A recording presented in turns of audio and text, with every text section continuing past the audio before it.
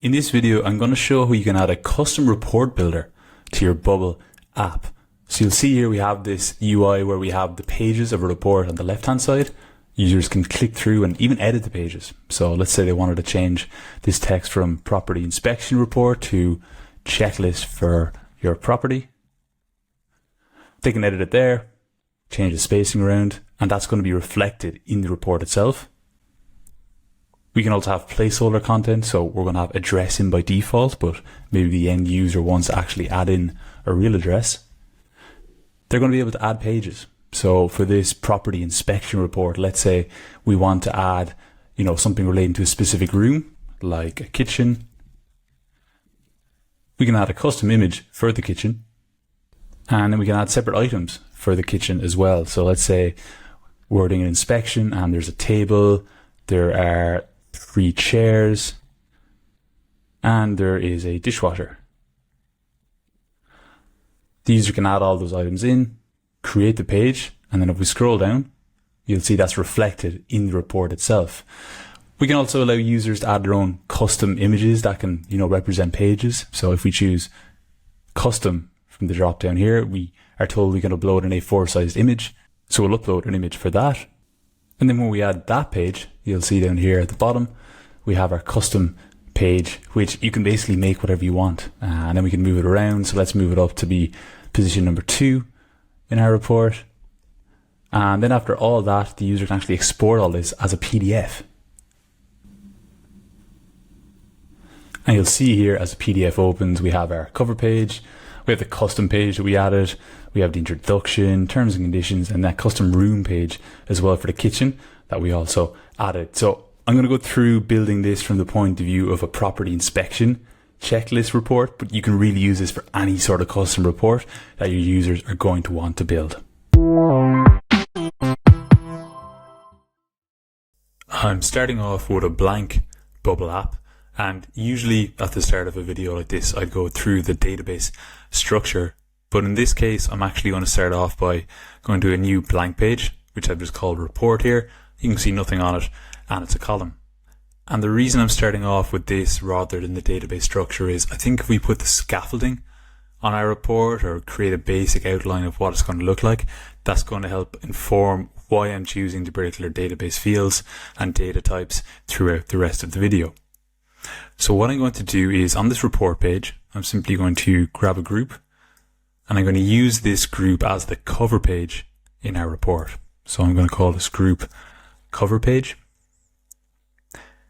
We're going to be generating reports that are A4 size in terms of how big they are, which means we can use some fixed width dimensions and some fixed height dimensions for certain pages in order for our report that we see on screen to match what's actually going to be output at the end of the day.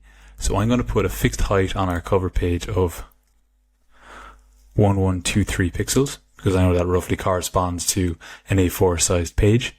And similarly for the width, I'm going to put a fixed width of 794 pixels. I'll go through a bit more about the particular dimensions you need depending on what size report you're generating later on, but this will do nicely for now. I'm going to put this in the middle of the page, and I'm also going to set a background color on the rest of the page just so it's obvious what the actual report itself is. So let's just give that a light gray color, and then our cover page is going to have a flat white color.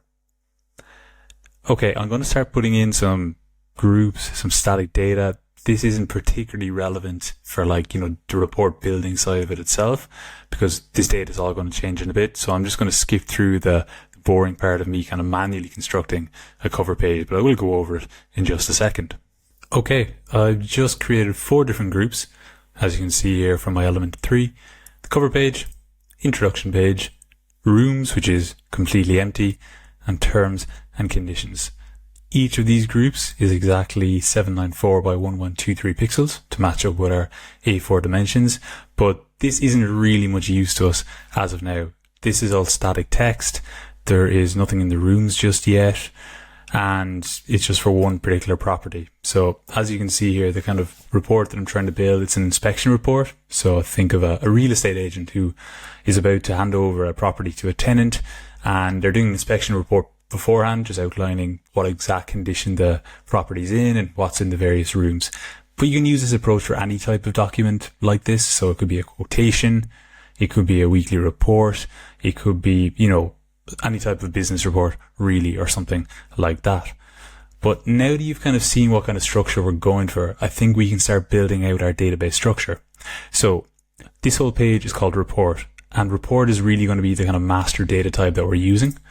We're going to create a new type, call it report. But then within the report itself, we're going to have a number of pages. So you can see here we have 4 pages at the moment. So what I'm going to do is I'm going to create another type called page. And then within the report, it's going to have a list of pages. So field name is going to be pages, field type is going to be page, and we can check that to make sure it's a list because there's going to be more than one page.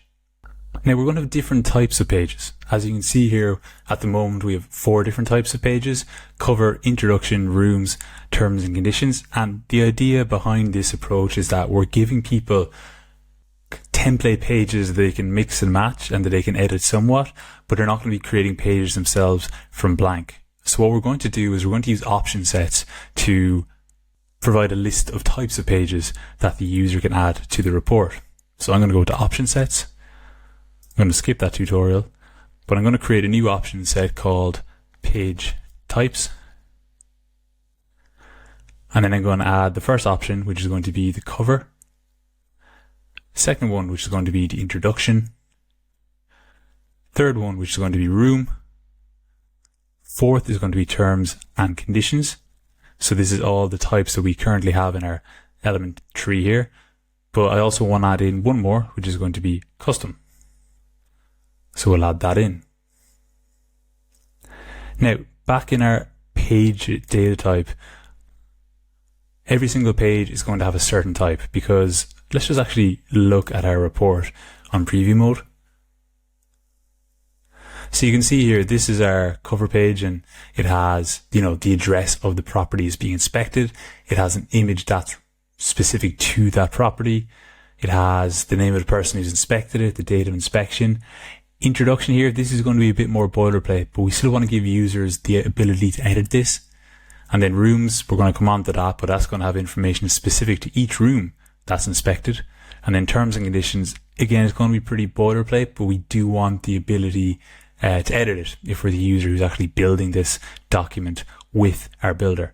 So what I'm trying to get at is there's no standard fields that are going to be applicable to each page. Every page is like slightly different things that are relevant. There's a cover image here, but there's no image on the other page here. There might be several images on the rooms page. So we can't simply just use the same fields for every single page. But what we can do is we can specify what type of page each of the pages are. So we're going to add a new field to our page data type. We're simply going to call it type, and it's going to be of type page types. So therefore every single page is going to be one of these 5 options. And you can of course build your own options, but this is what I think is a kind of good set of template pages to go to the user with, especially for what we're building here, which is a property inspection report. I'm also going to add the report to the page type, just so we can kind of link back to it when we're referencing data. So it's going to be type report. Then let's actually go back to our report type, and we want to add in some more data here. And we need to think about which fields are going to be relevant for the report and which are going to be relevant for the individual pages. And I think my philosophy around this is, if something's going to be widely applicable throughout the report, it makes sense to have it in here. So for example, even though the name of the inspector, it only appears at the moment on the cover page, so we could link it to the cover page somehow. I think it makes sense as a concept to have that linked to the report itself. So I'm going to add in here inspector name. I'm also going to add in the inspection date.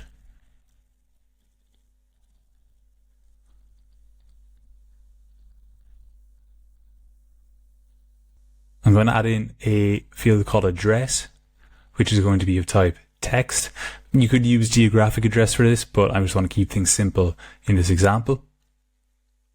And then finally, I want to add in a logo, which is going to be the logo of the estate agent. So in our actual report up here, you can see with the Cranford Tech logo, but let's assume that every user can upload their own logo or reference their own company's logo and use that in the report. Because again, the idea is we're building this tool that, many different users can use. Put that a type image. And there we have our report data type built out. Not fully yet, but we're getting close to where we need to be. Okay, so now I want to start building out a workflow that instead of just, having a static report here, I want to actually build it out so that this has dynamic data so that we start to get stuff in our database that we can reference later on when we're editing the report. So what I'm going to do is I'm going to go back to my index page and I'm just going to add a simple button here for now. And I'm just going to call it create report. We're going to add a workflow. And the very first thing we're going to do is we're going to create a new thing. The new thing is going to be a report. We're then going to start creating pages. And it really depends on how many pages you want to apply as like the default versus how many you want the user to create, on their own kind of initiative. In our case, I'm going to create, 3 pages by default, and then I'm going to let the user add or subtract all the other pages that they want. And it can get a bit messy if you're referencing quite a few actions in the first workflow here. So what I like to do is I'm going to create a new custom event. And the new custom event is going to be called create pages. And we're going to create 3 pages. So I'm going to create a new thing. Page that we're first creating is going to be of type cover. And it's going to be linked to the report that we created here. So the way we reference that in a custom event is we're going to add a parameter to our custom event. I'm going to call it report, and it's going to be of type report. We can then reference that report there. And let's create 2 more pages.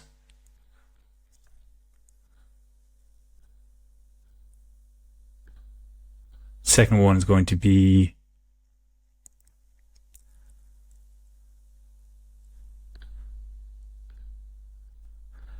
second type is going to be the introduction.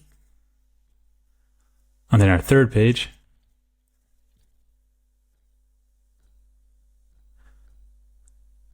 report, again, going to be linked to that report.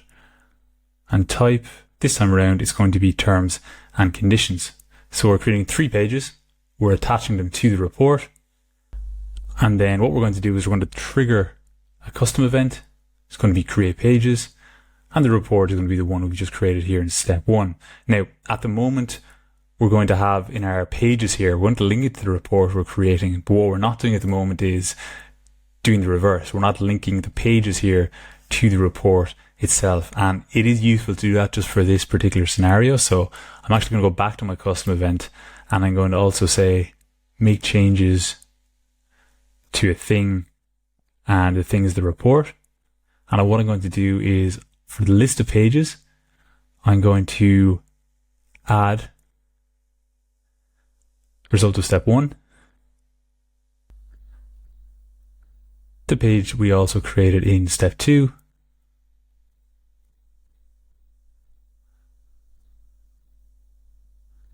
And the page we created in step 3.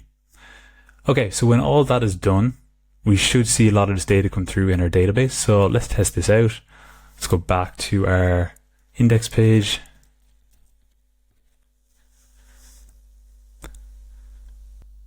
And let's create our report. Okay, so hopefully now in our database we have 3 pages, all linked to the same report.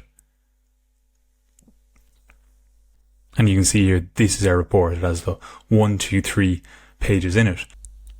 Okay, now let's figure out how we can dynamically populate a report with these pages and actually see it in our application. So what I'm going to do is I'm going to go back to my report page. And at the moment we have these kind of 4 static groups there. But what I'm going to do is I'm going to grab a repeating group and I'm going to add it in the top of our page. I'm going to call this repeating group pages. Type of content is going to be page, And I'm also going to set the type of data on this page to be equal to report. This is good because that means we can now access here in our repeating group, we can access the current page's report and its pages. I'm not going to have a set number of row. Set the minimum there as 100 for now. We're going to have one column. We are going to have a fixed width, just like the rest of our groups on this page. So it's going to be 794. We're not going to have a fixed height. In fact, we'll reduce that, put fit height to content on, and we'll just get rid of the separators there. Yeah, that all looks good, I think. Let's put it in the center of the page. And then let's keep things super simple for now. I'm just going to add a group, put it in here. I'm going to call this inner RG container. It's going to be of type page. It's going to be equal to current cells page. Give it a flat background color. And let's just give it a min height of 200 so we can see what's going on. And let's put a text element in here. And it's going to be equal to parent groups pages type its display. So hopefully now when we go to this page, and just ignore all these groups below for now. In fact, I'm just going to hide these. Hopefully now we're going to get a repeating group with 3 different pages, one for each of the pages we created. So let's make sure we're actually navigating to that page at the end of our workflow here. So we're creating the pages, and then let's go to page report, and we're going to send the result of step 1. Refresh our application.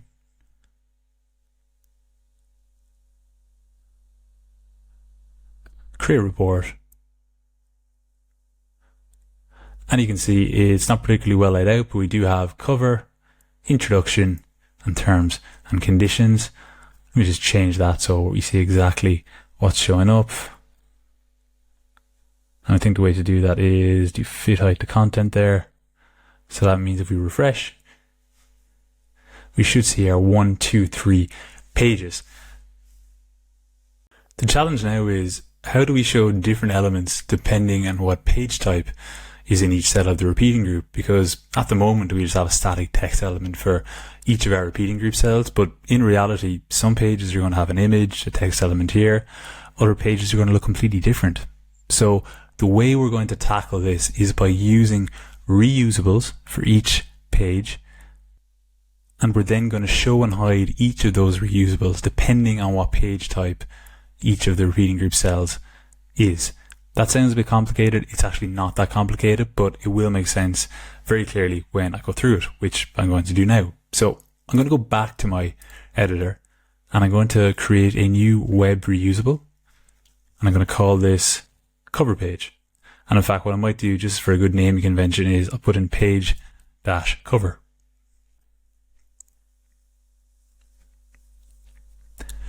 I'm going to set the dimensions to be similar or identical to what we're going to have in our report. So default width is going to be 794. And then min height, we're going to put for this one, 1123.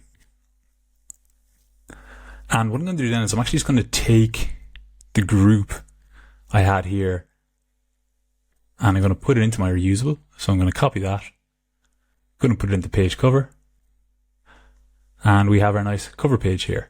Then what I'm going to do is I'm going to go back to my report, and instead of having just a simple text element here, I'm going to delete that, and instead I'm going to go down here and I'm going to grab my cover page and I'm going to put it inside my repeating group. I'm now going to repeat this for my other 2 pages that I'm tackling right now, which is the introduction page and the terms and conditions. So let's go and create another web reusable. I'm going to call this one page introduction. I'm just going to copy it from the cover page just so I have the dimensions. We're not actually going to copy any of the content. Let's delete that, but go back to our report, grab our introduction page at this time, copy that, paste it in here, Oh, and it looks like the dimensions didn't transfer across, so let's add them quickly. So that's your introduction page, and let's do the same for our terms and conditions. So page, terms, and conditions. Again, we'll just copy. Delete that. Change the dimensions again. And then copy our terms and conditions from here. Paste that in. And there we go. We have 3 reusables that represent 3 different pages. Let's go back to our report page and let's delete all these pages for now. So we have a repeating group at the moment with just the cover page at the moment. We actually don't need that inner container there. So what I'm going to do is just move that up there and then delete that group.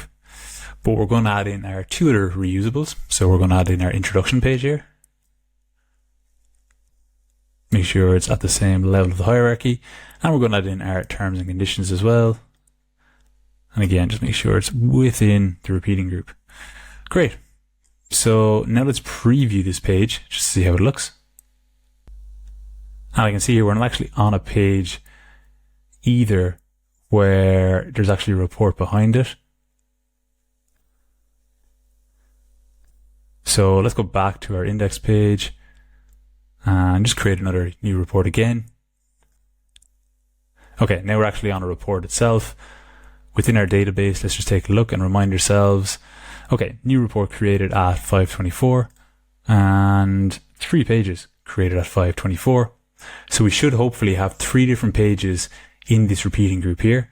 And because we have 3 different reusables in each, I'm actually expecting us to have 9 pages here. So let's see if I'm right. Okay, cover page, introduction page, terms and conditions, cover page, introduction, terms and conditions, cover page, introduction, terms and conditions. Okay.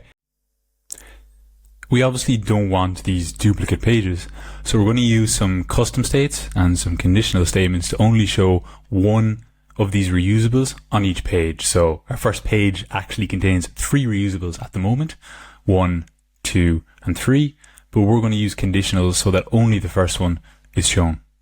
So what we're going to do first of all is go back to our report page, which we're on here, and instead of having all of these reusables visible by default, what we're going to do is we're going to turn off this element is visible on page load.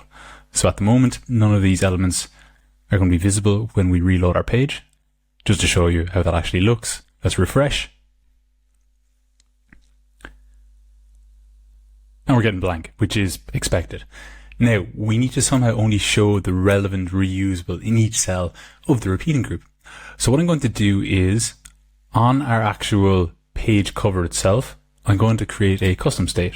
So I'm going to go to that reusable. I'm now on the page cover reusable. And I'm going to create a custom state, and I'm going to call it type. You can see here I've actually created it already, but just to show you from scratch how you would do this, let's call it type. And it's going to be of type page types.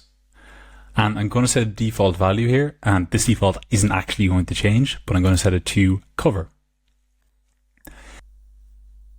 And now what I'm going to say on the report page is on the actual reusable itself here, I'm going to say when current cells pages type is this custom elements type, then it's going to be visible.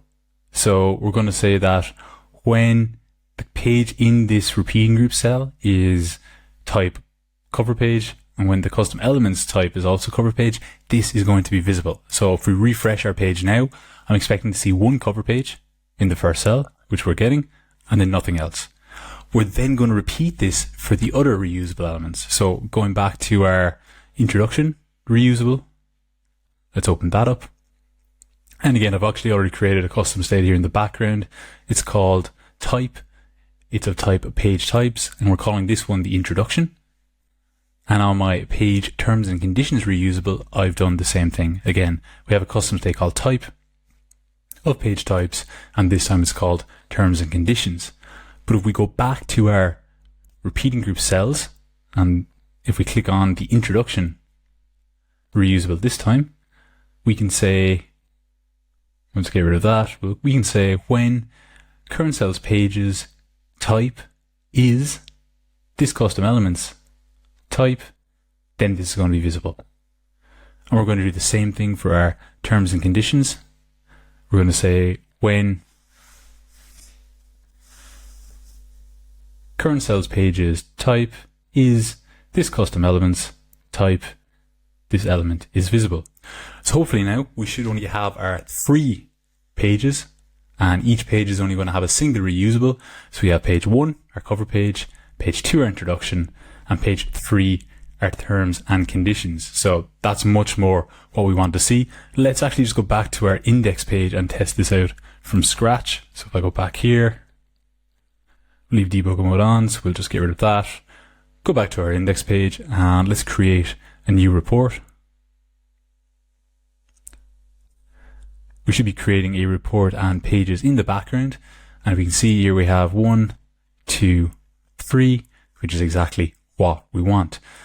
Okay, I want to get on to adding dynamic data to the report because at the moment it's all static. But as we do that, I want to introduce this concept of the kind of document builder. So at the moment we just have this, page with the report in it, but we can't do anything. There's no UI for actually interacting with the different pages. So what I'm going to do is I'm going to leave my report page here because it is going to be useful later on, but I'm actually going to create a new page. And I'm going to call this one report builder. I'm actually going to copy my report page.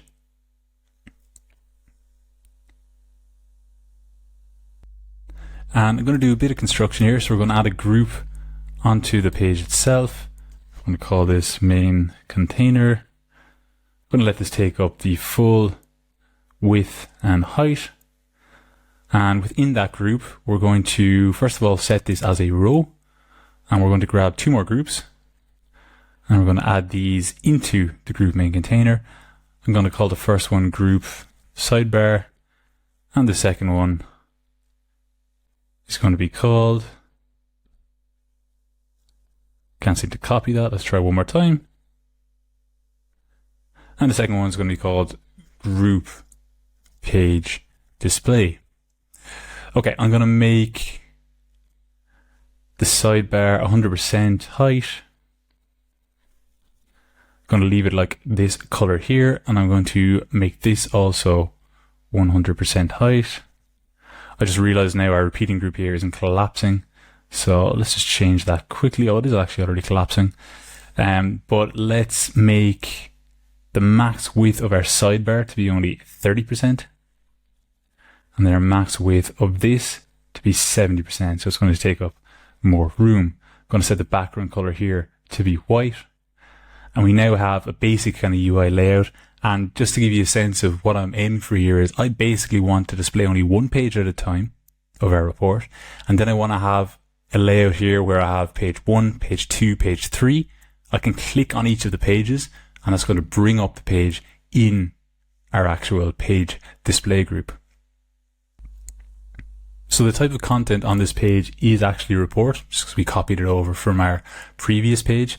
I'm going to drop in another repeating group here in the sidebar. And again, it's going to be of type of content page, and the data source is going to be the current pages report pages. We're not going to have a set number of rows. We will have only one column, but we're going to let this repeating group take up the full width and full height over the sidebar there. We're going to get rid of these separators for now, so let's leave that.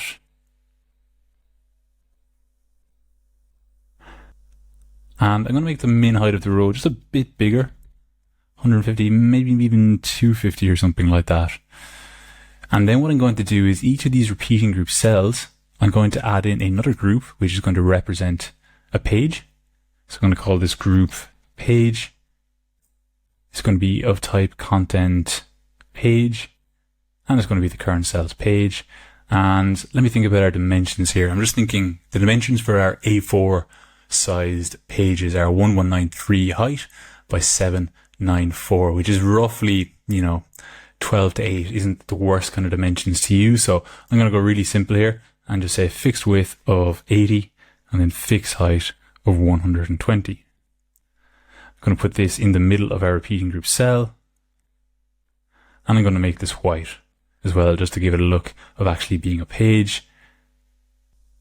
And I might actually make this a bit bigger, just to give it a bit of room. So we want to put the page name in here as well. So I'm going to call, let's say, 240 is probably a bit too much. Let's go to 180 and then 120. And we're going to add a text element in here. And this is going to be equal to parent groups pages types display. So this is either going to say cover page or introduction or whatever the page type is. I'm going to change the font size here to be a lot smaller, maybe not that small. So you can go for 12. Again, let's just center this.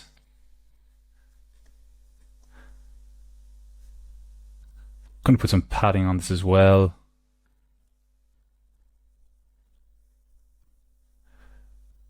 Okay, and just to give you a sense of how this is going to look, let's go back to our index page, and instead this time of navigating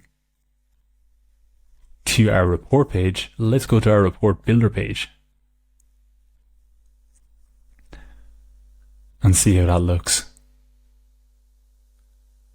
So again, we're going to create a report with 3 different pages.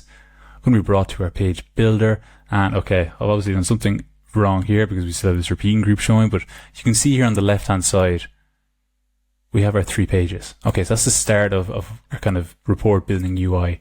Let's just get rid of this repeating group for now. I don't want to delete it because we are going to use it in a second, but if we just go onto this, let's just say it's not visible on page load. That'll give us a better sense of how this will look. Okay, that's better already, but we want this to take up the full height that's available. So let's go here. And we don't want it there, but we do want a repeating group to be 100% height. So let's just change that.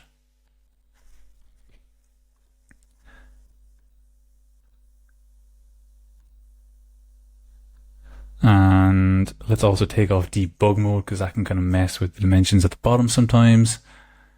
Okay, so we created a report and we have cover, introduction, and terms and conditions.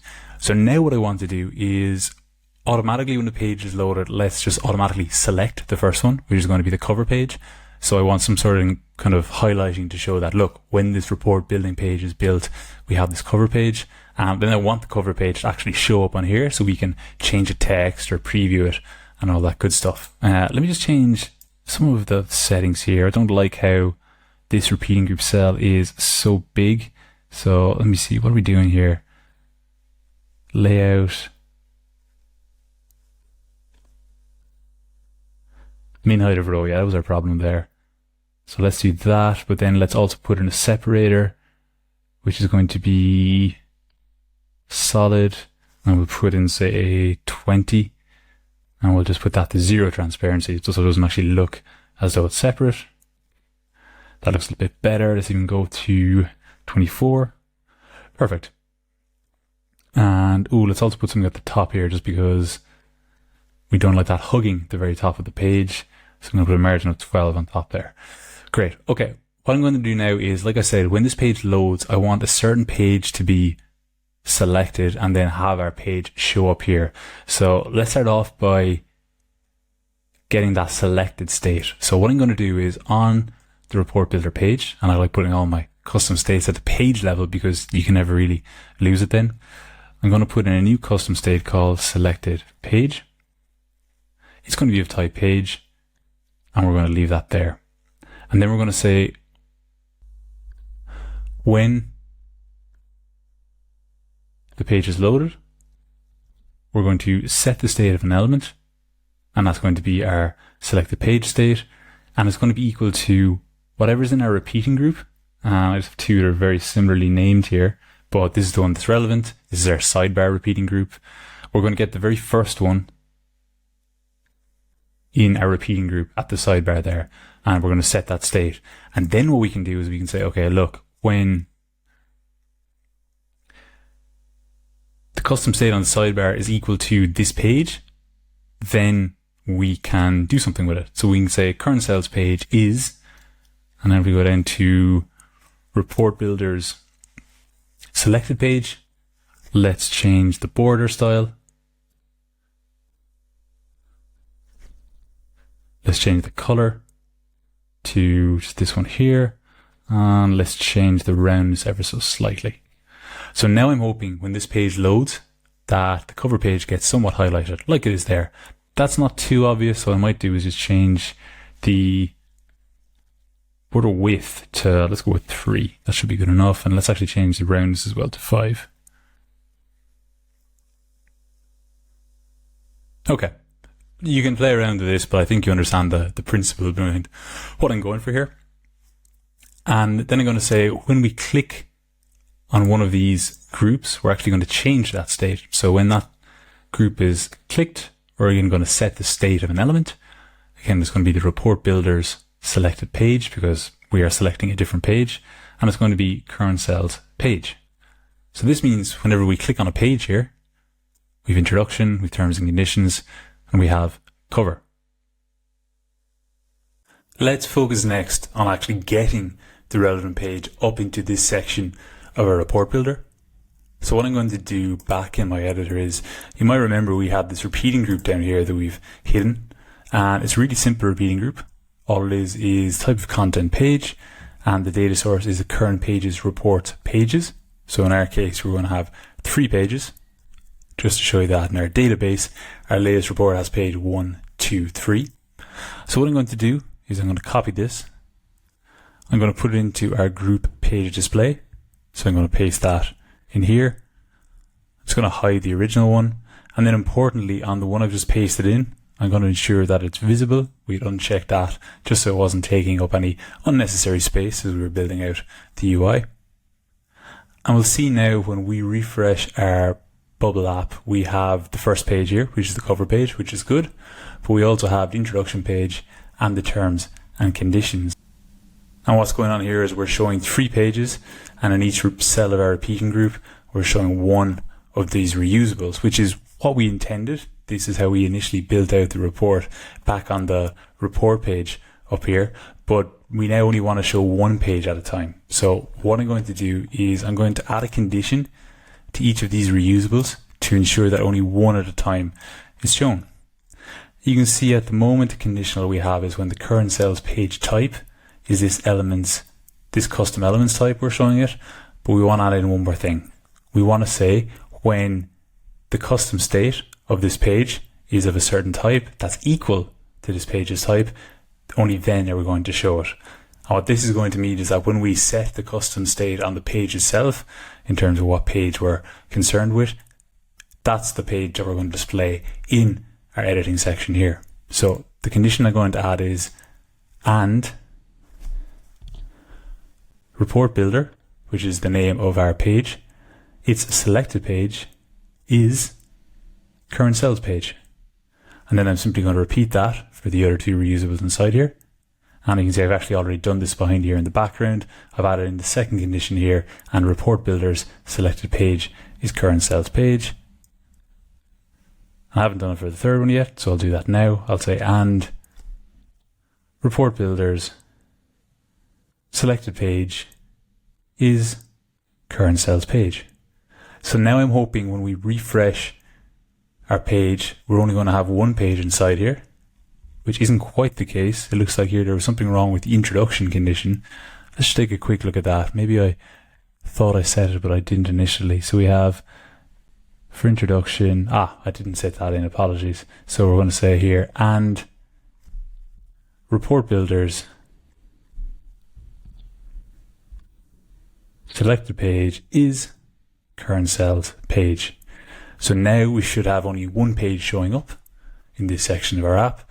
Sure enough, we have the introduction, we have the cover page, we have the introduction page, and we have the terms and conditions page. We are getting this gap at the top, And I believe this has been caused by the min height of the row for each cell in the repeating group. And if we set that to 0, I'm pretty sure that that's going to get taken care of. Yeah. So now we have this report building UI where we can select a page and we get brought up the actual page itself here.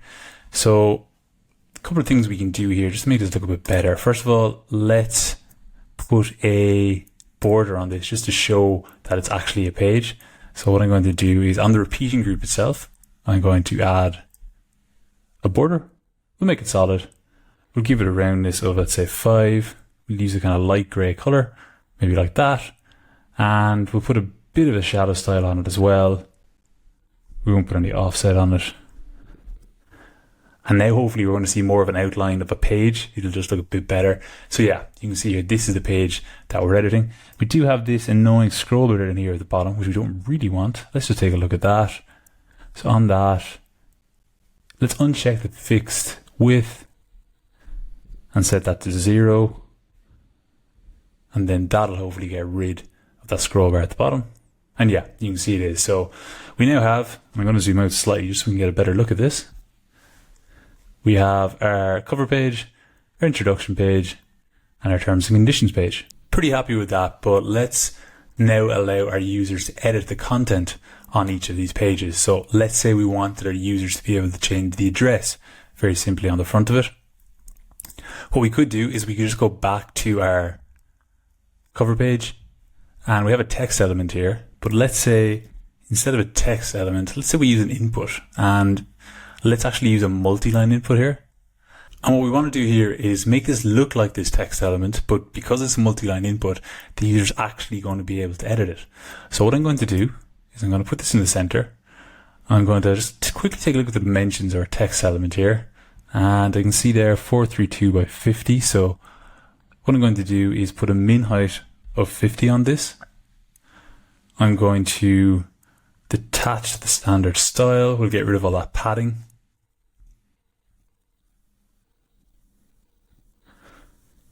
We'll get rid of the placeholder, and instead we're just going to take this text here, copy it in here, and put that as the initial content. Or in fact, what we could do instead is just say address in capital letters. We'll change the font size to 36, which I believe matches that. We'll make it not 700, but a semi-bold, let's say. Put the line spacing as 1, and we're going to center it there. Uncheck the fit height to content for that, and I think that's looking pretty good. What we'll do is we'll put a min width of 0 on it, but just say a max width of, let's say, 640 for now. Okay, I'm going to hide this original text element. I'm going to leave it here just in case we need it, but we shouldn't really need this from now on, so I could just as well delete it, but for now I'll just hide that. And what we can do then is take another look at our report builder page, and you can see here that we're getting address coming in now in a multi-line input, which means we can let the user edit this. They can put in a different address,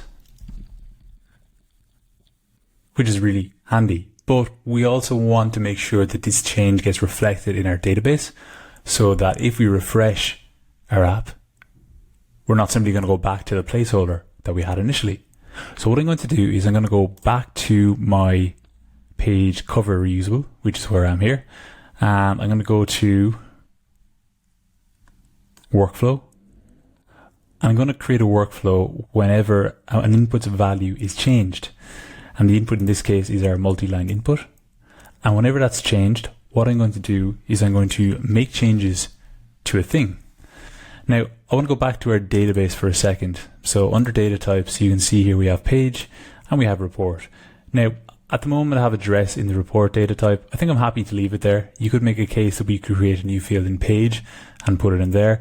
But because address may be used in more than one instance throughout the report, I think it makes sense to leave it here. And that means what I'm going to say is whenever a multi-line inputs value is changed, we want to change the report that this page is a part of. But there's not really an easy way to do that at the moment. And the reason is we haven't really connected up our repeating group to specific pages in terms of, setting the type of data on it.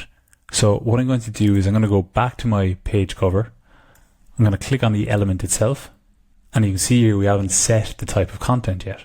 So what I'm going to do is I'm going to set the type of content to be page. And then back in my report builder page, you'll see here a repeating group inside here. If we open that up, you'll see here we are pulling in the page. It's the current pages, reports, pages. I might actually just make this a bit wider as well. And then what we're going to do on each of the reusables inside here is you'll see that we can set the data source on each of the reusables. And all I'm going to do is I'm going to set this as the current sales page. And I'm going to do the exact same thing for the other two reusables here, the introduction and the terms and conditions. Now, we don't have the data source available here yet because we haven't set the type of content on those reusables. So let's do that quickly. Type of content is going to be page, and type of content here is also going to be page. Go back to our report builder, and this time we do have the data source here, so I'm going to set it as the current sales page. In fact, I'm just going to delete this repeating group because it's causing me to be confused which is the relevant one. It's the one inside in our page display. That's the most applicable one right now. Going through our three reusables here, we've cover, and we have set the type of data on that. Introduction we have as well, and then terms and conditions is the one left to do. So let's do that.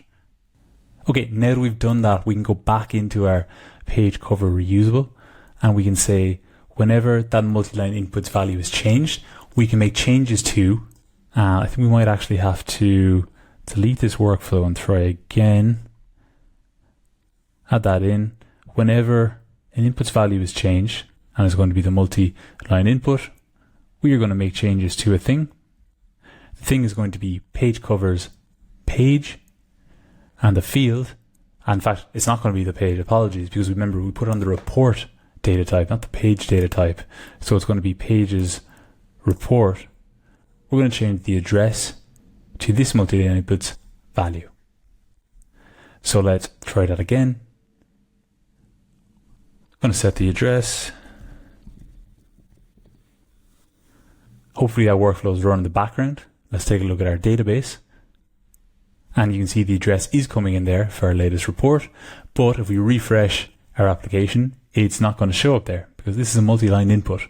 So what we need to do is we need to set the type of content on this. Instead of being address, we need to set it to the relevant one. So the initial content is not going to be address. Instead, it's going to be page covers, page, report, address. So if we refresh our editor now, so you can see we have 123 Main Street. If we change this to 99 Main Street and click out and then refresh our application, we're getting it again. So this is giving users the ability to edit inline the various fields on the report. I'm just noticing there the dimensions seem to be a bit off. I think that's because of a change I made on the reusable here. Let me just make sure I'm right on that. Yeah, let's check that fit height with the content again. Refresh. And that looks better. And in fact, what we really should do for this is probably just have a fixed width because it's always going to be the same width given we're dealing with our A4 sized report. So let's set that to 794 as well. Let's refresh that. And our issue is more on the outline of the page then, it looks like. So let's just make sure we have this aligned in the middle. Same for this. Same for this. And then on the repeating group itself, let's do fit with content and refresh one more time. And that's much more like it. Okay, so that's our first page. We can edit the address. Second page is introduction. And third page is terms and conditions. I'm not going to go through how to kind of edit every single field, but I'm going to go through a few. And I've already done one on the cover page. So let's move on to the introduction page now. And let's say that the introduction header here is going to be static regardless of what the user wants, but that the user can change all of this text here. So very similar approach. What I'm going to do is I'm going to go to my page introduction. I'm going to leave this text element here for a second, but I'm going to grab a multi-line input. I'm going to put it here. I'm going to grab this text, copy it, put it in as the initial content in my multi-line input. And then I'm going to copy the kind of formatting I have here where there's a margin of 36 pixels, but I can actually delete this text element now. So let's do that. But let's let this take up the full width of the page, the full height. We're going to put a margin of 36 on the left and on the right.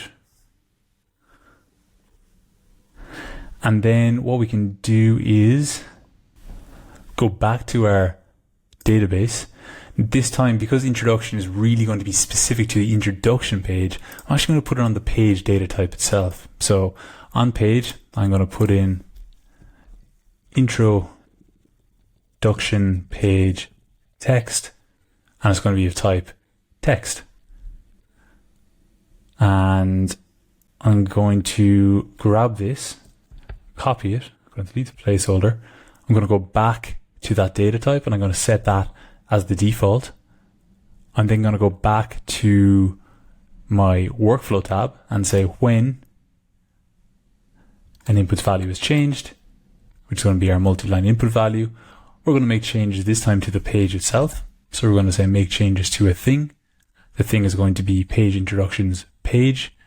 And what we're going to change is the introduction page text, which is going to be equal to this multi-line inputs value. Now let's refresh our application. And if we go to our introduction page, we can see we can now edit this.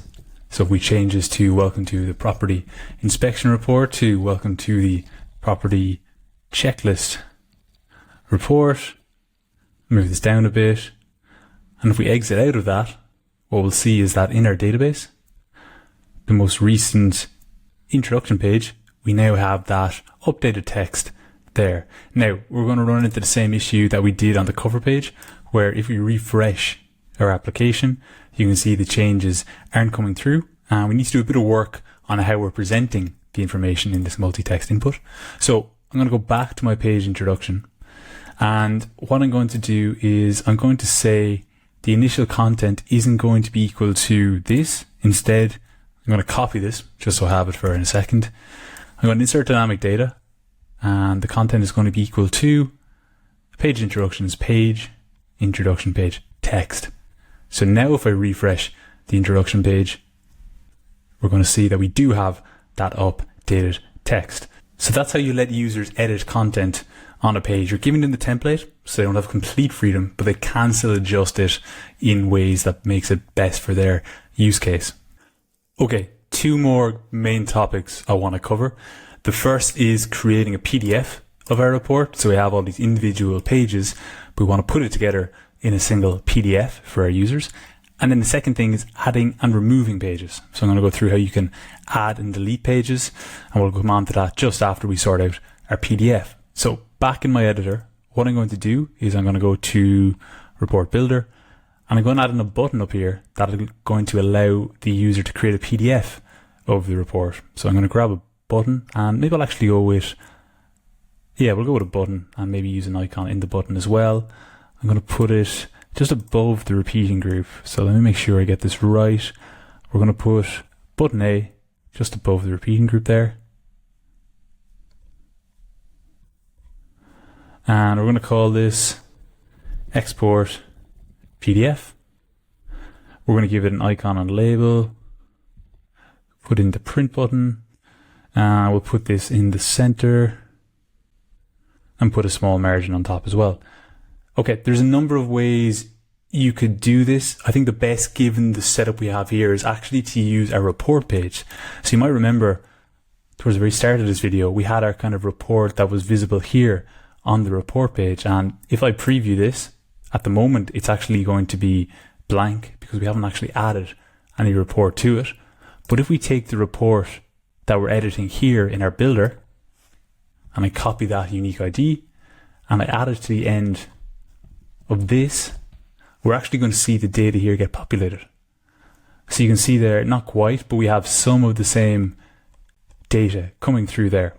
So we're going to create a PDF of this, and it's going to split each of the pages into a separate page. So we're actually creating a PDF of the report pages entirety, but just making sure that each of the pages is on a separate page of the PDF. Before we do, we obviously need to fix this issue with the input there and the introduction there not showing up. What I'm going to do is I'm going to say, and the reason that's happening is an issue we dealt with on the report builder. If we stay on the report page, we'll see here on our page cover, we haven't set any data source. So I'm going to simply set that as current sales page, and I'm going to do the same for my other reusable elements here.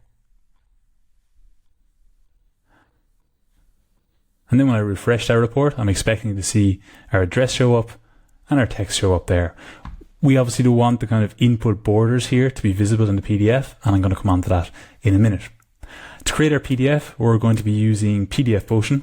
This is a PDF solution built by Cranford Tech. You can install the predefined by just searching for it in the plugins tab. You're then going to need to go to the predefined website and sign up for an account.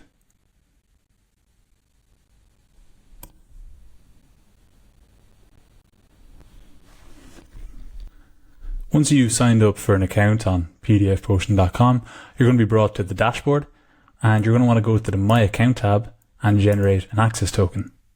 This is going to allow you to create PDFs, so copy that access token, go back to your plugins tab, and there's a number of fields down here. The two you need to be concerned with are the access token field and the access token dev field. We're using the same token for both live and dev modes.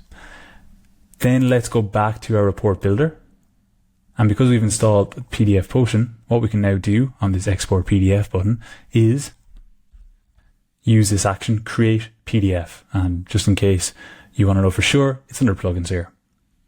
There's a ton of ways we can customize our PDF, but I'm going to keep it super simple. For the website home URL, as the documentation says, all we need to do is type in the dynamic expression, website home URL. For page name, we're going to put in the name of the page we're PDFing, which is our report page.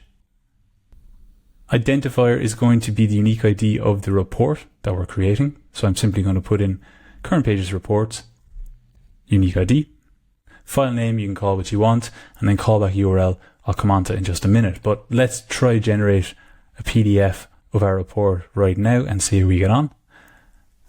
So let's click on the export PDF button. Okay, our workflow ran, but we didn't really see anything happening, which is to be expected. But if you go to the file manager section of your Bubble application, you can see here that we actually do have a PDF that's been created. And if we open it up, we're getting a blank page, so nothing showing up.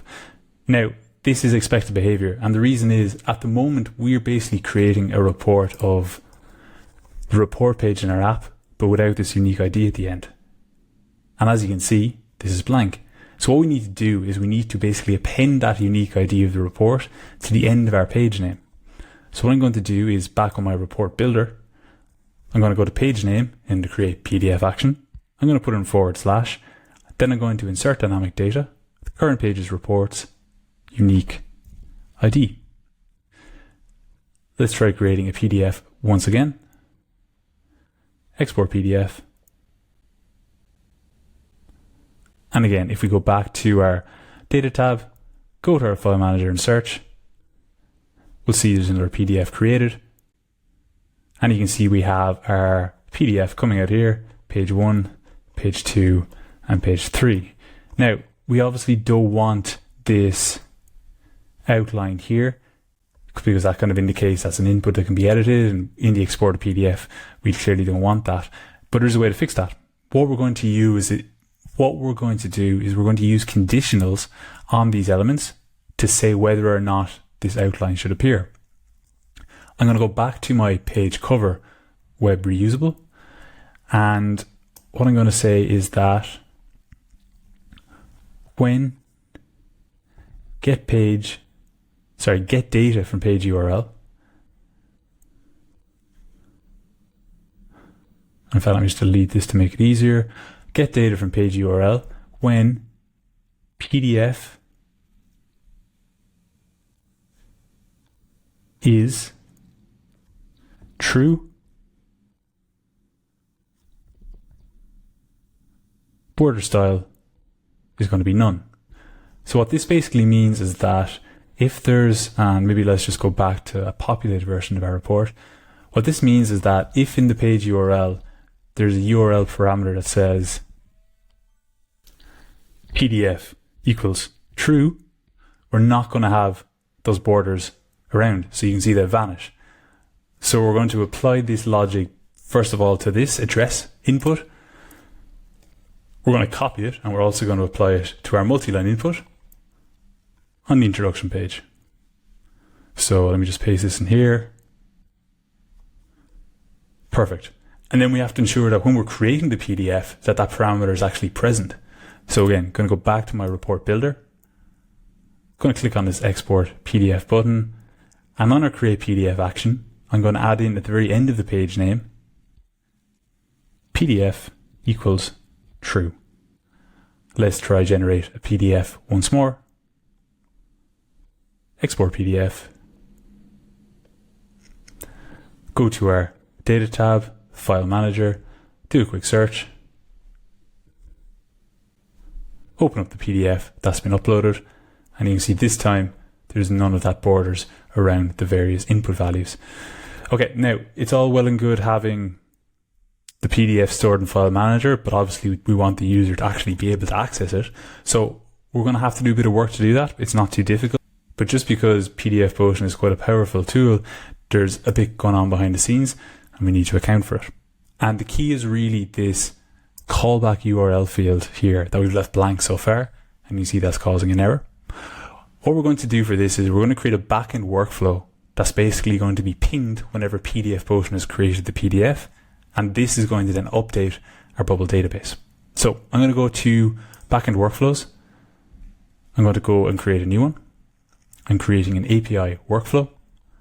The endpoint name is going to be get PDF. We do need to expose this as a public API workflow. We don't really want to run it without authentication, and I'm going to leave this unchecked, and I'm going to come back to it in a second and explain how we can ensure it is authenticated. But it's really important that we add two keys here. The first one is ID, and this is going to represent the unique ID of the data type that we're updating. So in our most recent example, the data thing we're updating is the report. So we basically want this unique ID to be represented in this field here. And then the second one is going to be a link. And that's also going to be of type text. You must type these in this exact way, ID and link. Please do not change the spelling or change anything else about it, because this is the exact keys the predefined uses when it's sending its message to your endpoint. Then all we're going to do is we're going to say make changes to a thing. The thing we're going to change is do a search for report. We're going to change the very first report where the unique ID is equal to ID. So we're looking up all the reports in our databases, and we're saying, okay, look, the identifier that's associated with the unique ID here, that's the one we want to change. And then we're simply changing link, which we haven't actually added yet. So let's go back to our data types. And on the report, we should have had a field here called link, type text. Then back in our backend workflow, we're going to say link is equal to link. Okay. We want to ensure that this is authenticated and not just anybody can call this. So what I'm going to do is in the settings tab in my bubble editor, I'm going to go to API, and I'm going to generate a new API token. This is a really sensitive piece of information, so please be careful with it, but it is safe to use in this example that I'm showing you. I'm going to call this API token. I'm going to copy it, and then I'm going to go back to the plugins tab, and you'll see here there's two fields for the API token for authenticating backend workflow. I'm going to put it in here, and I'm going to put it in here. Okay, nearly there. We need to now fill out this callback URL field on the create PDF action. And this is just the URL of the backend workflow that we've just created. And the easiest way to get this URL, because it's not necessarily just waiting for us to paste in, is if you go back to the settings tab of your editor, go back to API and copy this workflow API root URL, paste it in here, and then at the very end, you're going to put in a / and then the name of the backend workflow that you created, which in our case was get underscore PDF, and that's it. Now, one bonus tip, you'll see at the moment this callback URL has the version test in it. This can be messy when you're deploying to production and changing things in test mode. So what I always recommend is take everything just before API, delete it, and then insert dynamic data and the website home URL. This means Bubble will basically decide whether it's the live or the test version of your database that's relevant for the callback URL here. Okay, let's try and generate a PDF one more time. We're nearly there. Export that PDF. Again, I'm not expecting to see anything happen here on the front end, but hopefully our backend workflow has run successfully. And if we go into our database and if we look at app data, and if we look at the most recent report, you'll see here there is a link field. And if we open it up and copy that link, and let's paste it in here, you can see we're getting our PDF. So the last thing I guess we want to do is allow the user to actually download this in their browser. What we can do for that is if we go back to our report builder tab, and if we go to workflow, what we're going to do is we're going to create a custom event. So we're going to go for new workflow, custom, create custom event. And we're going to call this custom event PDF exported. Add a new parameter. The parameter is going to be called report, and it's going to be of type report. And then we're going to open an external website. The destination is going to be reports link, and we're going to open up in a new tab. So we now need to trigger this custom event whenever the link has been updated in the database, and Bubble gives us a really nice way of doing this. If we go back to the actual workflow associated with the button click, there's actually a workflow here under custom events called trigger a custom event when data changes. And in our case, the data that's changing is actually the link field associated with the report on this page. So the thing we're watching is the current page's report. The field we're watching is the link field. And once that changes, we're going to trigger this custom event, which is going to open up the PDF in our browser. So let's have a look at this. Close that tab. Export PDF. It does take a second for predefined to generate the PDF because there's quite a bit happening behind the scenes here. But you'll see here, and I'm getting blocked, but if I say always allow pop-ups, make that done, and then do one more, we should hopefully see the PDF actually open up in the user's browser. Okay, so you can see it's opened up. That's our nice report. And if we wanted to change the address, say, let's say instead of 99 Main Street, we had 123 Fake Street. And if we exported our PDF again, this time we're getting the updated address in there. This all works fine if the content neatly fits into one page like we've had so far, but what happens if we've content that we don't know the length of it? Maybe it's, within one page, but maybe it spills out onto another page. So just in the background here, I've copied a lot of text into my clipboard, and we can see here now that I've pasted in text that's longer than one page in length. And if I create a PDF of this, we're going to run into an issue. You can see when we open it up, we have our text, but then it's getting cut off. So first of all, we need to deal with the dimensions of each of our reusables. And it might be a good time actually just go to DocuPotion documentation, because we do have an article here on the recommended dimensions for creating PDFs. And up until now, we've been using fixed dimensions of 794 width and 1123 height for our A4 sized report. You can use other dimensions for other sized reports, but you will see down here at the bottom, we don't recommend setting a fixed height on groups for page containers if we don't know how long the elements within that group are going to be, which is going to be the case with a lot of reports. You're not necessarily going to know ahead of time how much content is going to be in each page. So what I'm going to do first of all is I'm going to go back to my report builder page, and you can see here if we go into a repeating group, The dimensions on this are actually fine because, it's fit height to content. If we go into our page introduction, again, this is actually fine because it's fit height to content. I would actually set that down to 0 just because we don't necessarily have to have it exactly one page in height. But the issue is going to arise on the reusable element itself. So if I go into page introduction here, and if I click on the group, you'll see at the moment we have a fixed height of 1123. I'm going to uncheck that. I'm going to set the min height to 0, and then I'm going to fit height to content. I'm then going to click on the multi-line input here, and I'm also going to fit its height to content. So that is going to make some sort of a change, and you'll see here now if we click on the introduction, at least we don't have the scroll bar inside the multi-line input, and the user can see all the content associated with the section of the report. So let's just see how this looks when we export it to a PDF. Opening it up, and you can see straight away we now have 5 pages rather than 3. So this looks like it's progress, but let's take a look.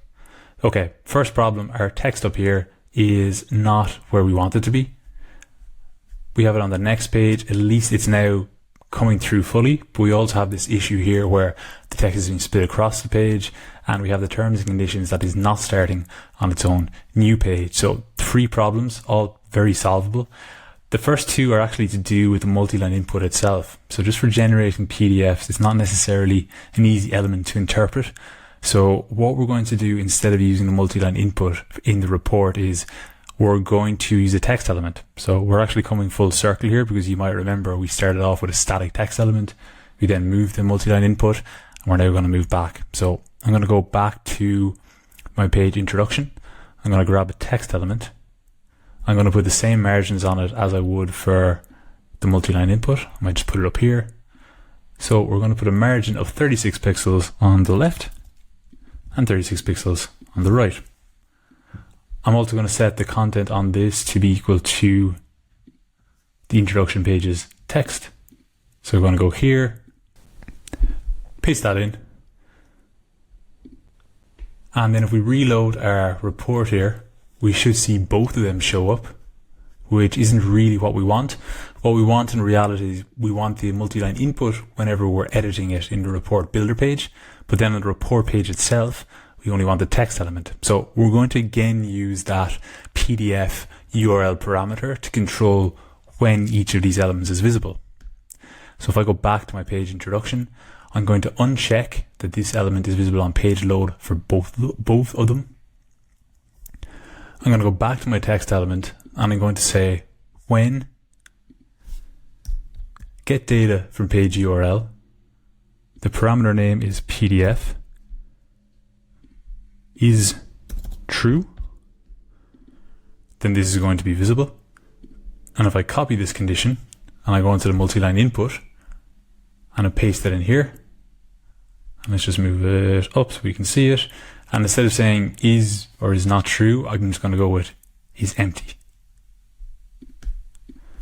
So now if we refresh our report page, we should only see the multi-line input come through. But if we take this, open up our report page rather than report builder, which is where we're generating the PDF from effectively, you'll see here we do actually have the multi-line input as well. And that's of course because what I didn't do at the end is put in PDF equal true, and then we're only going to have the text element, and that's going to solve a lot of our problems. Let's try generating our PDF again.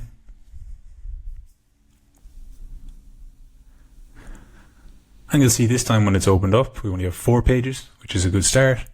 We have our introduction. Our introductory text is starting as it should.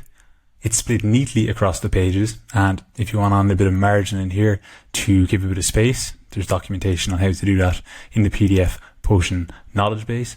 But just kind of continuing with where we were, we also have our terms and conditions, which are still showing up here, but at least we've solved our first 2 problems, and this is actually a super easy one to solve. If we want each of our pages to start on a new page, we can make use of a field in the create PDF action, which is back on our report builder page. Let's open it up again. You'll see here under create PDF, there's a ton of ways you can customize your PDF, but what's relevant for us here is this section around page breaks. And we have a number of different options for page breaks, but the one we're concerned with here is this new page per cell, because this allows us to break each cell of our repeating group onto a new page of our PDF. So the way we use this is we need to add an ID attribute to the repeating group, and then add that ID attribute here as well. Now, in order to add ID attributes, you need to go to the settings tab of your bubble editor, scroll down to the very bottom, and check this expose the option to an ID attribute to HTML elements. I'm then going to go back to my report page, which is where our repeating group is. Click on the repeating group itself. Add in an ID attribute. You can call this anything you want. I'm going to call mine RG break 1 with a couple of dashes. I'm going to copy that, and then back in my report builder page on my export PDF button, I'm going to paste in here, down, down, down, new page per cell, paste that in, and this time when we generate a PDF, we should see that each of the pages or sections here is going to get broken out into a new page of the PDF.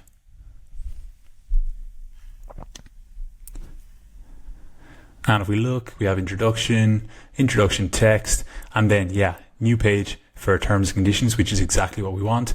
We don't want this gray area here. And the reason that's happening is that's actually the color I've set on the background of the report page. I kind of did it initially just so you could see the difference between, what was going on in the pages and everything else. That's not really relevant anymore. So I'm going to change that to all white. And one more time, let's generate our PDF.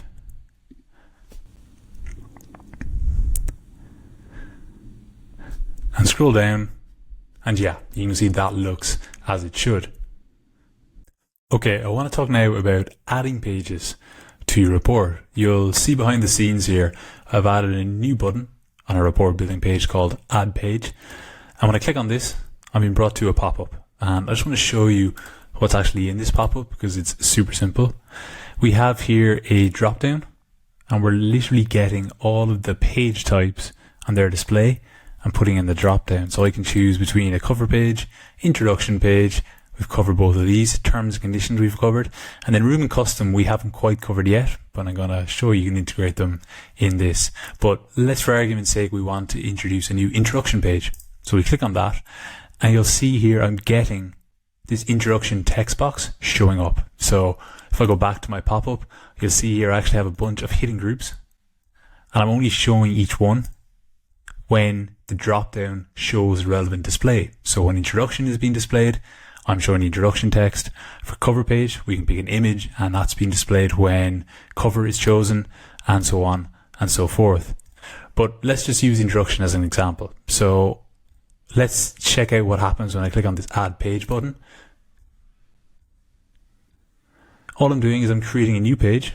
I haven't set any fields yet. I'm going to come on to that in a second. I'm making a change to the current pages report. I'm basically adding the current page to it, or the one I've created in step 1, resetting the relevant inputs, and hiding the pop-up. So let's just test this out. Let's just say sample text, and we'll add that page. And if we go down, we can see a new page is being added here, but nothing is showing up. And the reason is we haven't fully fleshed out all the fields on the page. If we go to it in our database and we look at the most recent page, and let's just refresh our bubble editor.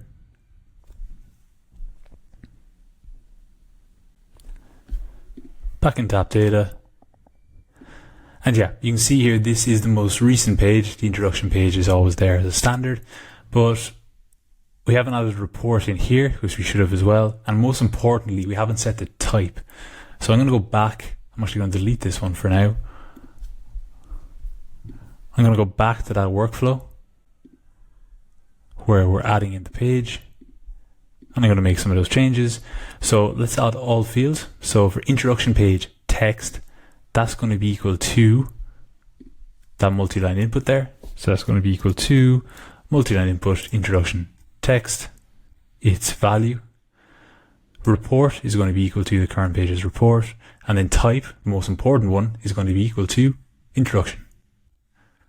And if we refresh our app, add a new page, again we'll go with introduction and just say sample text, add that page, and you'll see if we scroll down now we have another introduction page and it has the text that we just added. And if I export that to a PDF, you'll see that we're getting our extra page down here. It's our introduction page and we're getting the text that the user input. Now what you might want to do is, if you go into our database, you might remember when we were creating a new page, we always had this text as the default. I'd probably put that in the multi-line input just so it doesn't kind of, intimidate users with a bare. Sorry, that's not the right place. But if we go back into Report Builder and click on the pop-up, and if we go to our introduction, let's just put that in there as the initial content. Okay, and let's go and deal with some of the other page types now. So let's hide that introduction. Let's go with cover page, because at the moment we're just kind of using a static image in our report here, which is this one here. But let's say we want to actually have a dynamic image, or one that the users can choose. So what we could do is we could go to our page type. We could add a new field called cover page image, make that an image, and then on our page cover we would set this to be equal to page covers page cover page image. So this time if we add a new image, we're going to want to get this to show up. Now what we could do as well is just have a default image that's there for people who don't want to choose. So if you were to go to page, and let me upload that default really quickly. Okay, so for any new cover page reported, that's going to be there by default. But let's go back to our report builder, and let's say that when we're adding a new page, we want cover page image to be equal to picture uploader cover its value. And that way if we refresh our report builder, we want to add a new page. So let's go with cover, and I'm just going to upload an image here in the background really quickly. So you can see I've uploaded a new cover image there, and if I add this page, we're going to get a new cover page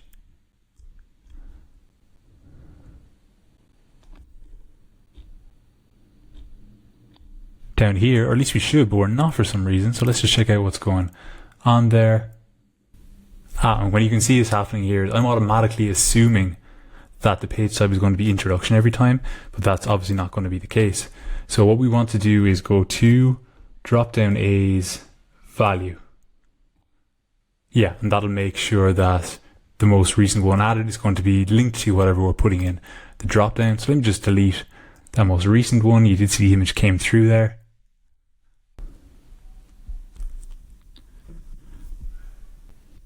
Add a new page again, gonna go with cover, gonna upload this image in the background here. And this time if I add the page, you'll see it's down here, and we do have our new house. And let's change the address to 5567 Main Street. Export it to a PDF.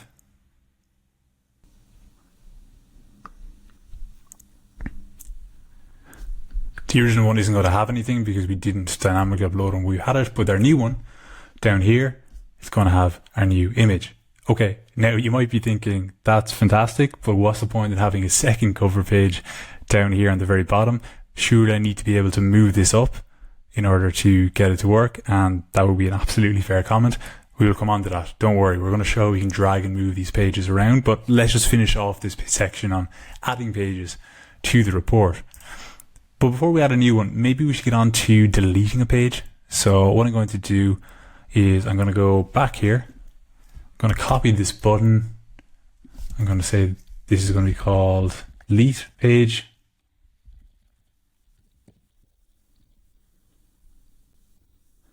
change the style. And what we're going to do is we are going to delete a thing.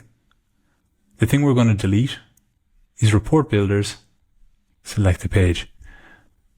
Because you might remember, we're setting the state of the report builder state when we kind of hover over something here. So if I want to get rid of the second introduction page, which, let's be honest, doesn't add much, I can just click delete and it's gone. Same for the cover page that I just added. Delete it and it's gone. And we're back to our original 3. So that's a really simple way to delete pages. Okay, let's actually go back to adding pages in again. And this time I want to go through adding in a room. Because you might remember, it feels like a long time ago, but when we were starting off discussing what we're building in this video, it was going to be a property inspection checklist. And I think a natural thing to have might be for each room to have its own page, so that you can say, okay, look, in the bedroom, there are these amount of items. So what I'm going to do is I'm going to show how we can build a room page here. And I've already kind of built a skeleton, but there's a bit more to do. So for our database, first of all, we're going to need to make some changes. For our page data type, I'm going to create a new field. I'm going to call it room name. In fact, room page name. It's going to be of type text. And the next one is going to be room page image. It's going to be of type image. And then thinking about our database, each room is going to have a number of items. So again, an example might be in the bedroom. There is the lamp. There is the bed. All these kind of things do you want to tick off on the checklist. So I'm actually going to create a new data type called item. And then I'm going to say within our page, we're going to have room page items. It's going to be of type item. And it's going to be a list. And it's actually pretty easy to account for the image and the name in our pop-up here. All we need to do is, and let's go back to it. Where are we? Pop-up, add page. Make changes to page. Yeah, so what we're going to add here is, room page name is just going to be equal to input room name, its value. And then room page image is going to be equal to picture uploader. Which one is that? That's a custom one. We'll come on to that. Yeah, that's custom. So the other one is going to be room.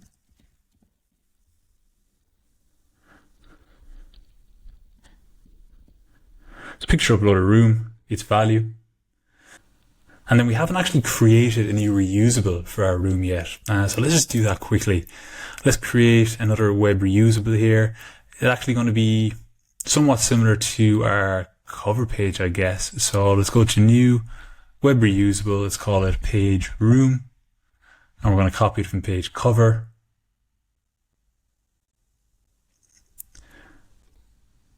Type of content is going to be page. We will get rid of this here, and instead of inspection report here, we're going to say page rooms, page, room page name.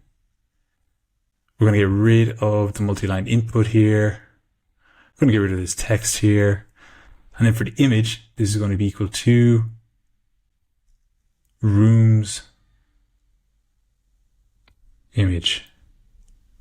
And we don't need this footer here either. Let's just change the layout here so it's more near the top. Perfect. Okay. That's going to work pretty well. Let's just change the name here to room page.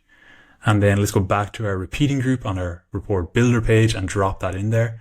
So we have group main container. Let's move this down a bit. Group display, repeating group pages. So same as we had before, page room. Let's put it just after introduction. Not going to be visible on page load. We will collapse when it's hidden. And then just reminding yourselves of the conditions we're using to show these. We're going to show this when current sales page type is custom elements type. and report builder select page as current cells page. So let's copy that condition. Let's add it to our room. And then we need to set the custom type on the element itself. So let's go back to page room up here. And yeah, you can see I didn't change this. So it was set to cover because we copied and pasted it. Set it to room. And hopefully now that should work out okay. Let's just take a look. Yeah, that looks fine. Let's add a new page. Let's say room. I'm going to call this bedroom. Going to add an image here in the background. Okay, not specifically a bedroom, but that image will do for now. Let's add that in. And if we go down, we now have our room page.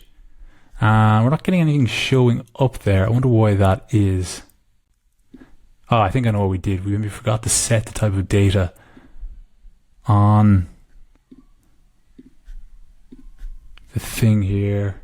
Go to appearance. Yeah, data source needs to be current cells page. Hopefully now when we refresh, we should see it show up here. Go to room. Yeah, and you can see we're getting bedroom and then this image, which is definitely not of a bedroom. Okay, but let's say we want to add in a list of items here. So what we could do is back in our pop-up, which is up here, we could go to pop-up, find our room.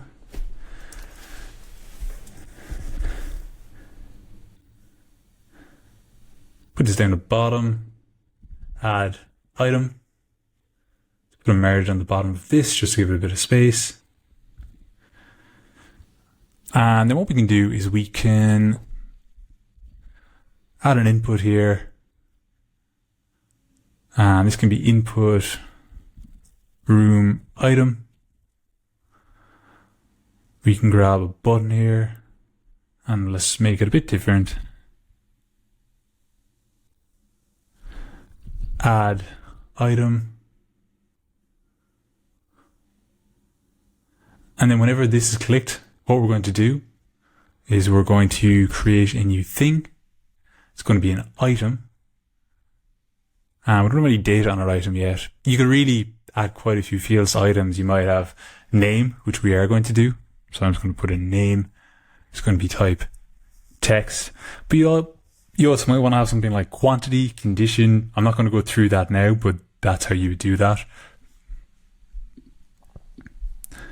So every time we add an item, we're going to say its name is equal to input room items value. And then we don't really want to attach this to the page just yet because we haven't actually created the page until we click that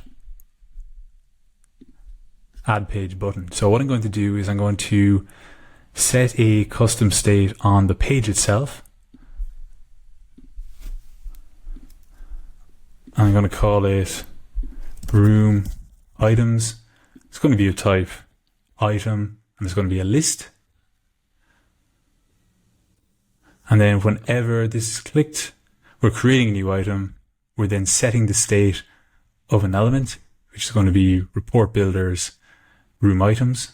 It's going to be equal to report builders room items and then plus result of step one. So every time we add something new, we're adding it to that. We can then reset the relevant inputs. And then when we actually go to add the page itself, what we can do is when we create the page, we can say room page items, set the list, and it's going to be equal to report builders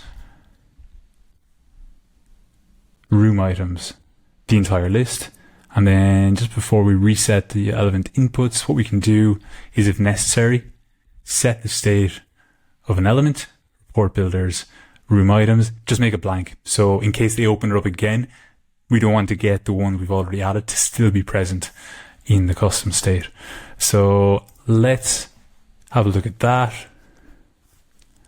Add a page, room page.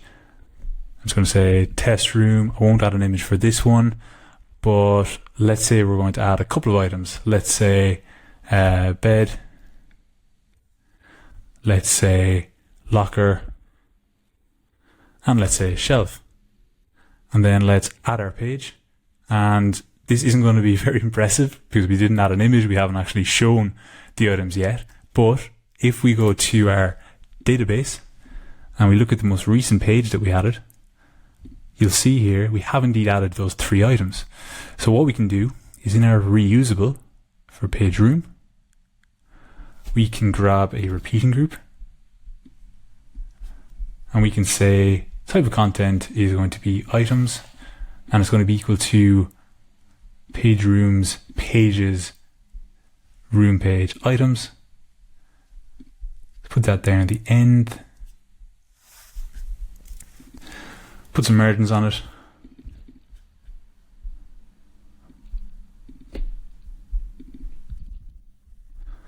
And let's put our text in there. It's going to be equal to current sales items, name,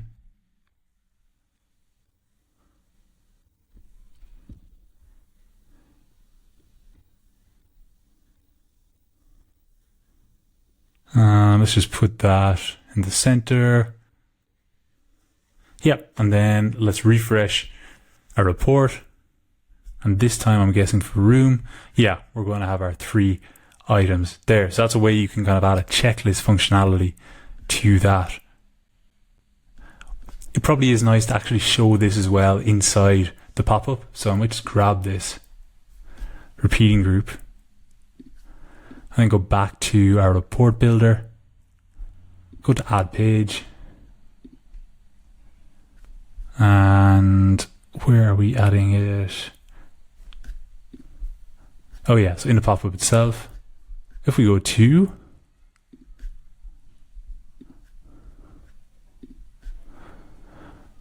group room, let's just paste this in here, and the data source is going to be report builders room items. And then let's just take the margins off that. Previous. And let's do a proper room this time so we can delete the last one.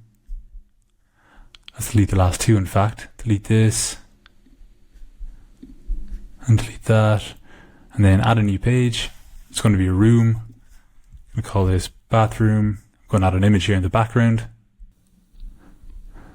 Going to add in a few items. So we'll say toilet, sink, shower. And then add that page. And if we go down, we'll see now we're getting our bathroom, our lovely image of the background, and our checklist, which we could definitely do a better job of formatting, but hopefully you get the idea of what I'm doing here. So I think we've covered most of the pages that are like a bit unusual, but one kind of bonus thing I want to show you is custom pages. And I just think it's a nice idea to give your end user complete control over what they want to upload, because we're obviously giving them a kind of set number of template pages and they can mix and match them around, but they may want to upload their own custom page. And one really easy way to do this is just to say, look, if you want to add in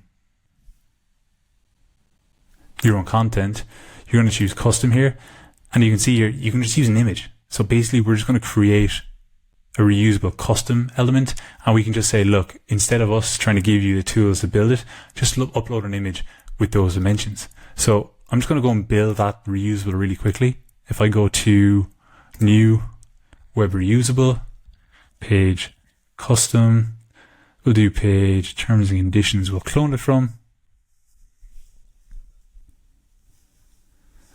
And I'm going to delete everything here. And then on the group itself, I'm just going to say the background style is going to be an image, and the image is going to be equal to this, its actual image. So back in our database, if I go to page, I'm going to create a new field. I'm going to call this custom page image. And it's going to be the type image. We'll create that. And then this is going to be equal to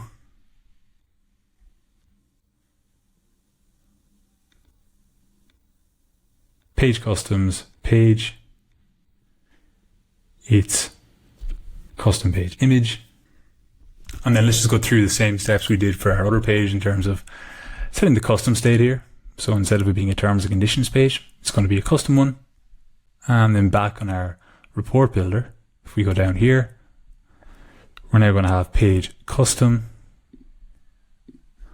which we're going to upload to here. Data source is going to be current sales page. And we're going to copy the condition again from all the other ones. So copy that, paste it in there. And let's see how this looks. Okay, I'm going to actually create just a quick A4 size image in the background here, just so I can use. And it's now a cover page that we're adding. And just before I do, I want to make sure that we actually link this image up to the page type. If we go back to our create page action, yeah, I don't think we've listed in here. Custom page image should be equal to picture uploader customs value. Perfect. Let's just refresh our application quickly.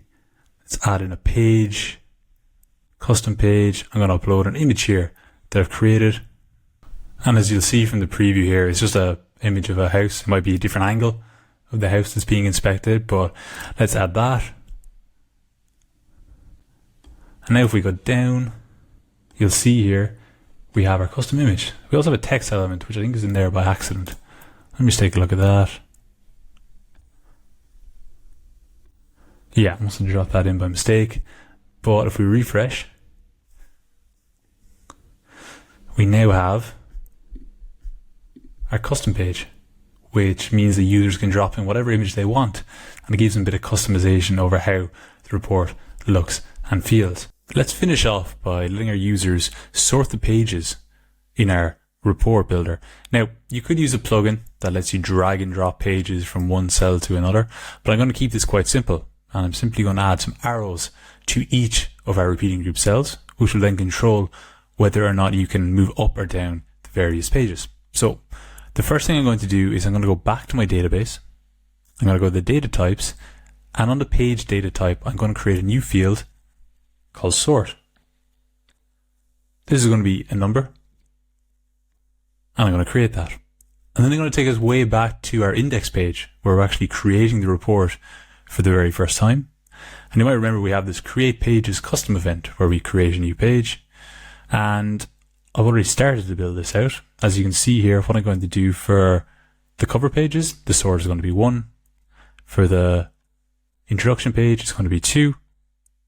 And for the terms and conditions, is going to be 3. I'm going to check if there's anything else we need to put in here. I don't think so.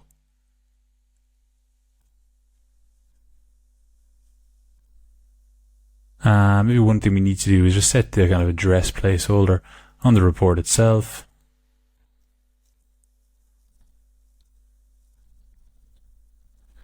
Great. Okay, so let's refresh our application. Let's go back to the index page and let's create a new report. First time we've created one from scratch in quite a while. So you can see here we have our 3 pages, we have our placeholder text, and we can change the address here to 123 Main Street. And if we go to our database again, and we look at the 3 most recent pages that were created, and just to kind of show this a bit better, I might actually just get rid of everything except a few of the key fields, like the sort and the type. So you can see there we've created 3 pages, and the sort order is 1, 2, 3. And we're effectively going to use this to manage the order of our report. So what I can do is if I go back to my report builder, I want to be able to sort this repeating group here. And I can't do this by using the current pages, reports, pages. So instead what I'm going to do, and we're going to end up in the same place, but just with a bit more flexibility, is I'm going to do a search for pages, but only the pages where report is equal to the current pages report. And what this is going to allow me to do is I can sort by the order, or sort by the sort, I should say. So if I set the descending to no, and what might be useful is actually if we just in each of the repeating group cells put in parent groups page sort, we'll see that cover 1, introduction 2, terms and conditions 3. But if I change the sort here from descending to no to descending to yes, and if I refresh that, you'll see this time 3 is on top. Now, I think we start off with 1. It makes more sense for me to see, 1, 2, 3 visually. So I'm going to change that back. But our next challenge is to figure out a way to let the page order change whenever we click on something. So what I'm going to do is in each of the repeating group cells, I'm going to put an up arrow, and I'm going to put a down arrow. And we're going to put these in a group. Struggling to grab them. There we go.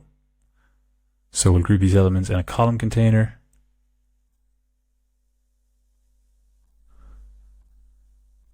Put everything in the center. And then we're going to change each of the repeating group cell containers to be a row. And we're going to put this in the center, and we're going to make it last, and then we're going to change the height to fit with the content. And yeah, we can get something like that. Okay, so what we want to do is every time the down button is clicked here, we're going to make changes to a thing. And the thing we're going to change is parent groups pages sort. And sorry, I should have said parent groups page. And then the sort is going to be this page's sort plus 1. Now, this will allow us to move the cover sort number down by 1. Says you put that as 2. And we have the cover page down here. But the problem is we actually have 2 2s, which isn't ideal. For every sort that we change, we also probably want to change the next item in the list.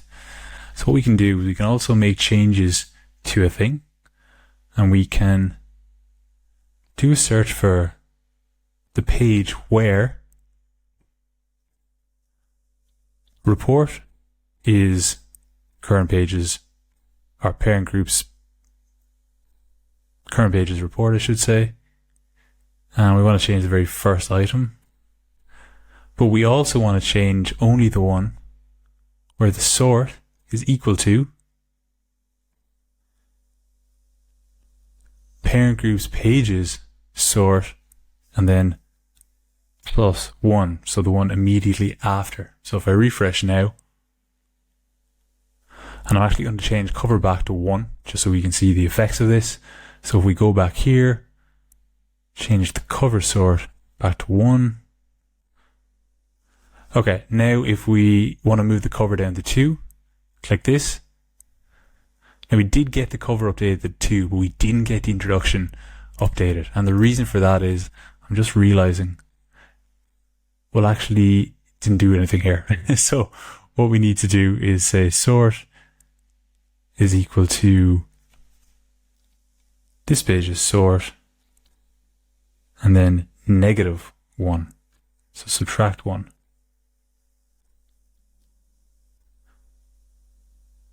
And what we also might do is put this one first. I'm just conscious we're actually changing the sort order here.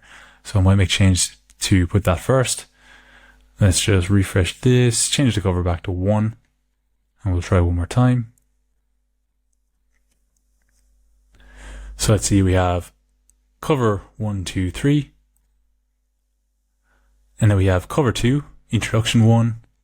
And if we put cover down here, you'll see we've cover 3 and terms and conditions 2. Okay, so that works in one direction, but there's a couple of things we need to do here. First of all, we don't want to be able to set this to 4 because that just kind of messes everything up.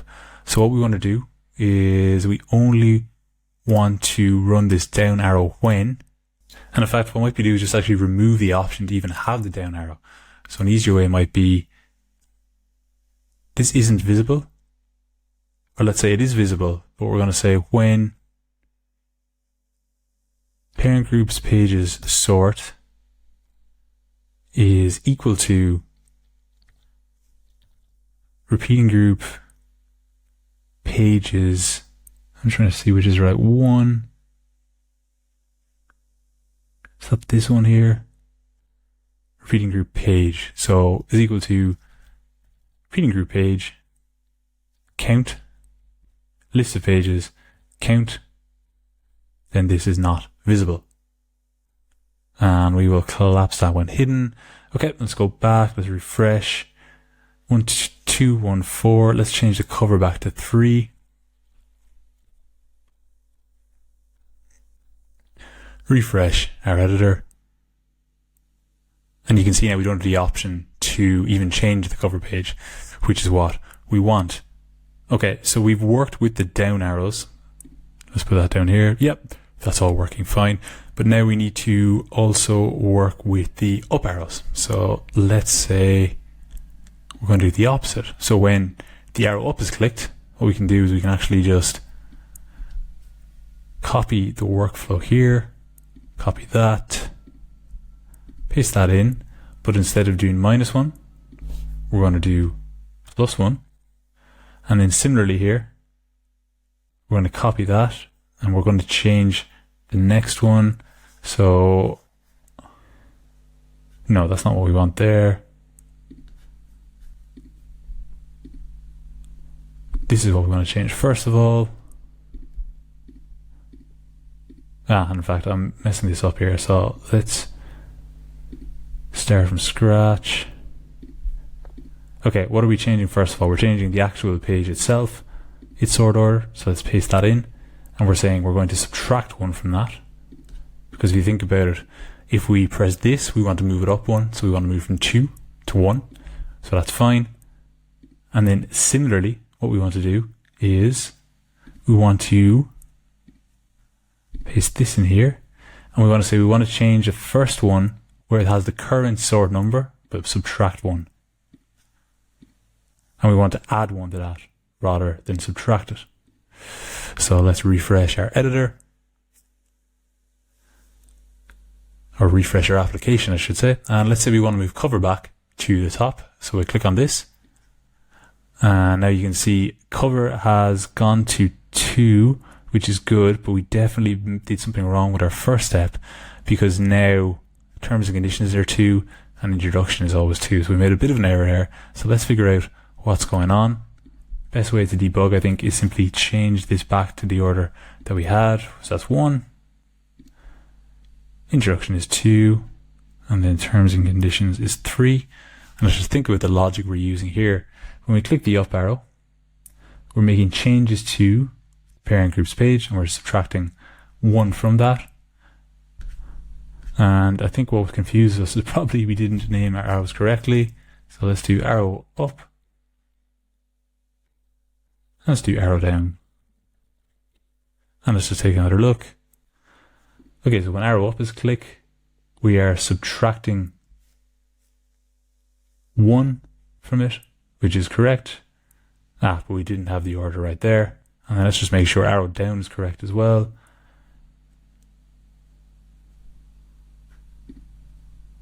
We're adding 1. Yeah, that looks right. So let's refresh again. And let's say this time we want to move our terms and conditions up the cover. So terms and conditions, now 2. Introduction is 3. Terms and conditions is 1. And cover is 2. And just like last time, we want to remove the ability to go up further. So what we'll say is when current cells index is 1, this element is visible. And let's refresh. And you can see then we won't be able to click on anything here. But we can move the cover back up and we can move the introduction up to number 2. Okay, so that's fine for the order in this repeating group. But now what we need to do is go to our repeating group on the actual report page. And we need to sort this. So let's click on appearance here. And we're actually going to have to do the same thing here where we're not going to have current pages, reports, pages. Instead, we're going to have do a search for page where its report is equal to current pages report. And then we're going to say sort by sort descending equals no. I think that's right. I always get the descending yes and no mixed up. Yeah, that's right. Okay, so let's just generate a simple PDF first just to make sure everything's working after all the changes we've made. And you can see here we have our cover page, our introduction, and our terms and conditions. And then if we change this, so our terms and conditions are up on page 2, and we export a PDF of that. Oh, it looks like a temporary bubble bug. Let's try that again. Terms and conditions is still in position 2. Open that up, and this time terms and conditions are on the second page. So that's all working really nicely.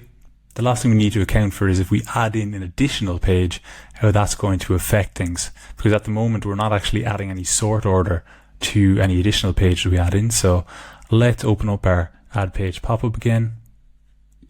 And what I'm going to do is I'm going to say, when we're creating this new page, we're simply going to set the sort to be equal to repeating group page, list of pages, count, and then add 1. So we're effectively going to make sure that it comes in at the bottom. Let's just see how this looks. Let's add in our custom page again. I'll upload my image. Okay, let's add that page. And if we scroll down here now, we have our custom page. And let's say we want to move this up to position 2. And then let's generate a PDF of that. And now we have our cover page, our custom page, terms and conditions, and introduction. So that's how you can effectively order the pages, even when you're adding a new one. That brings us to the end of this video. We covered quite a lot. I hope I gave some insight, but do feel free to put any questions you have down in the comment section, and thank you for watching.